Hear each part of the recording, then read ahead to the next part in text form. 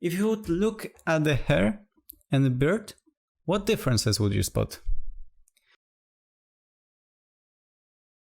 For me, the flow may be a little bit harder to establish as the beard is way rougher and chaotic. We can try to paint some lines for the base, but look at the details. Hair strings go crazy in different directions. So we actually will have to refer to this in the texture creation.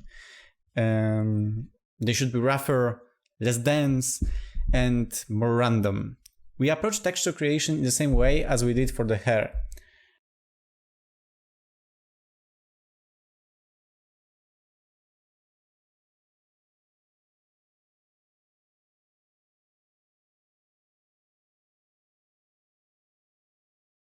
Thanks to the shorter hair strands, I like to add a little more of them, because why not? Maybe not if you're low on budget and you need really low resolution textures, then don't add too much of them. Fill the space of the UV with a couple of strands. As for the previous one, a couple of the first ones are made for the base layer, a couple of others for breakup, for flyaways, etc. As I mentioned before, I make them less dense and crank up roughness and randomization way more.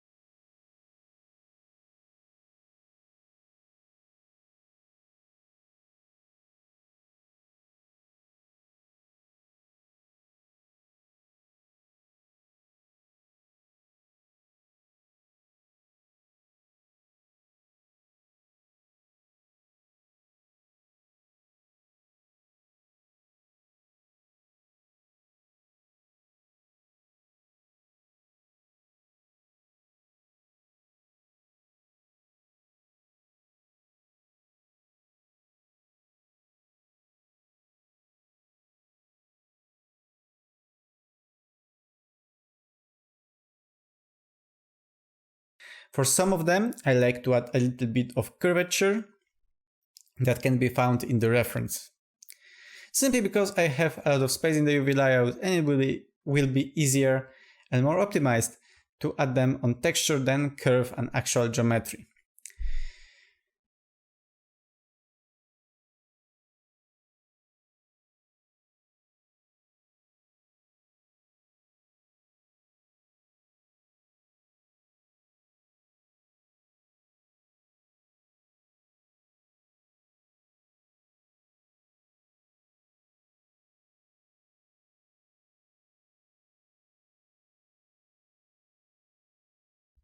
A couple of last spots you can use for other types of facial hair, like eyebrows, peach fuzz, or nose hair if you're fancy doing them. I don't know, maybe you'd like to.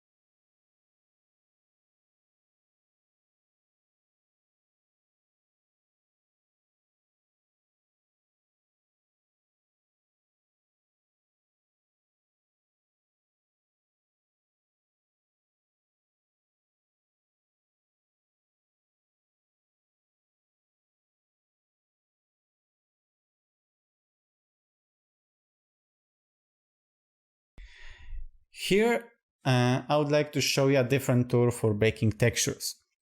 Hair tool add-on made by Bartosz Styperek has something called baking scene. And here I'll tell you why I'm not using hair tool for the hair creation. It's great tool, it's amazing. And it may help a lot of you if you would like to use it for your products. But in my case, it doesn't really meet my requirements of the workflow. And mostly because I like to create those hair chunks, I like to place everything, have a lot of control with the curve modifier. It kinda, it's not for me. But you can check it out and trying using it. It's great. It's a really great tool. And of course, all of the theory and rules for placing those scars from this tutorial will apply to this as well.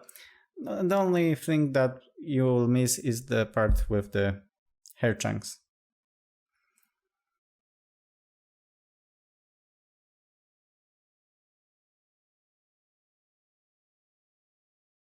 Okay, so add-on has something called baking scene, and I absolutely love it. This is thing that I use mostly every time I like to bake. I showed you the X normal way because it's free. And the add-on isn't free, and if you fancy to buy it, even only for this baking scene, go for it. It's great. So I like to import my particles into this scene and bake textures using his project.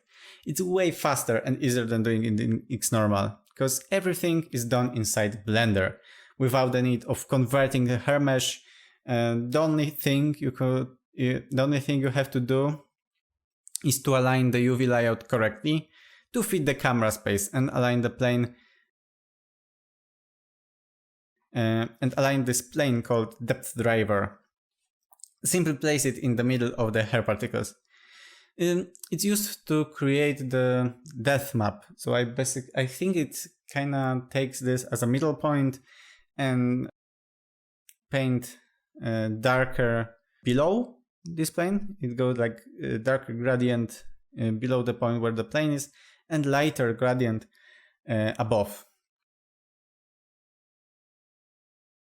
And you can simply preview the depth map material. So click on the depth map and play with the plane.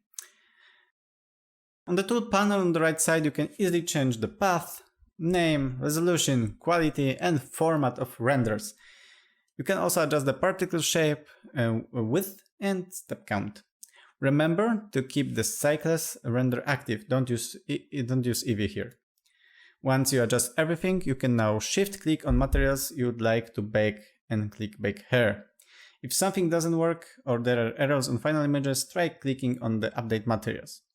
For us, will be the same textures, the same maps as in the Xnormal, so it will be the normal depth, ID, occlusion. You can bake occlusion and you can bake flow and direction, because why not? We will use direction map in the Marmor set later on. So simply you can render everything and see what it will give you.